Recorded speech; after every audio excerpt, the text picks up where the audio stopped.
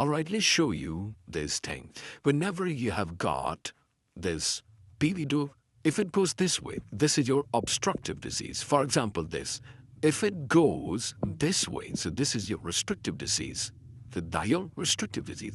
All right. Whenever you see like this X-ray, for a millisecond, that these are COPD. Why? Because you can literally on more than 10 ribs, and these markings increase like the bronchial marking. Let's see if you suspect a COPD, if that correlates with the question or not.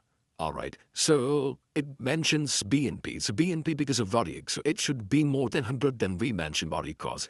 What are the other 7 symptoms? We have the autopnea. We have the edema. We have the increase in agility. We have the, for example, if it's a tamponade, then we have the muffled sound. Sound is decreased. We have decrease in a BP. And what else we have? We have the S3. We have the crackled. We have a pulmonary edema as well, and all sort of symptoms in a cardiac disease. Okay, so the patient comes, this is either the patient, which could tell it could be a carcinoma as well, and the patient comes with a history of upper respiratory tract infection and with shortness of breath. Okay, so we are suspecting it could be the answer, it could be the COPD, it could be like the cardiac cause, and we have got upper respiratory infection. So this is what we have got. Okay, and then patient has got the history of the hypertension in a cardiac sound. Like cardiac tamponade, we have the decreased in a BP. So they are contradictory to each other. So we're going to cut this off, okay? And the BNP is normal. So we're going to cut the cardiac cause out of that. This is gone. Okay, so we're left with the 1, 2, and 3. Okay. Patient was hospitalized for the eye. Patient has got a stenting in a LAD. Okay, so patient have got a history of this smoking, which could also lead to the cancer and which could be part of the COPD. So we are left with the 2 differentials, either the cancer or the COPD, okay?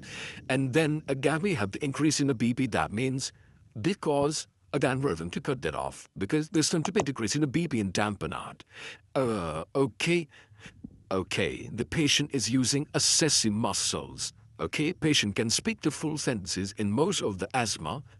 If it's the acute attack, you can't, right? The patient can. We're going to cut this option as well. Neck vein are distended only into the expiration. The moment you the expiration, we know it's COPD related thing. And patient has got the weed as well. So what are we going to do? Since we heard asthma, we know this is a CPD. Okay. So what happens in asthma? The patient can speak the full sentences, but he was like, okay, and there's such history of the asthma. In decompensated heart failure, our cardiac output would be decreased, but the patient was hypertensive.